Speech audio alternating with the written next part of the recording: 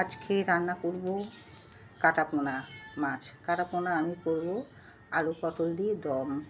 মাছ আমি ধুয়ে নুন হলুদ মাখিয়ে নিয়েছি, দেখতেই পাচ্ছেন। এখানে আমি কড়াই চাপিয়ে দিয়েছি, কড়াইতে তেল বসিয়ে দিয়েছি।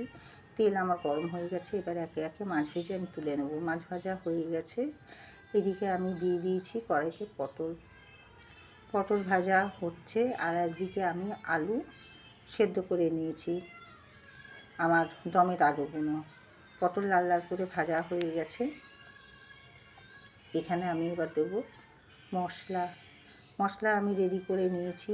এখানে পেঁয়াজ আদা রসুন বাটা, তার মধ্যে দিয়েছি জিরে গুঁড়ো, লঙ্কা গুঁড়ো, হলুদ, ধনে গুঁড়ো, স্বাদ মতো লবণ, আর আমি মশলাতে দিয়েছি কালার হওয়ার জন্য কাশ্মীরি লঙ্কার গুঁড়ো। সব দিয়ে আমি ভালো করে কষিয়ে নিয়েছি। দেখতেই পাচ্ছেন কষানো হয়ে গেছে। কষানো হয়ে যাওয়ার পর সেদ্ধ করা আলু আমি দিয়ে দিয়েছি। এবার আমি এখানে দিয়ে দেবো পরিমাণ মতো জল, আমার যতটা জল লাগবে। জল দিয়ে ফুটে উঠেছে, মাছ আমি একে একে সাজিয়ে দিয়েছি। নামাবার আগে এখানে আমি একটুখানি দিয়ে দিলাম শাহি গরম মশলা।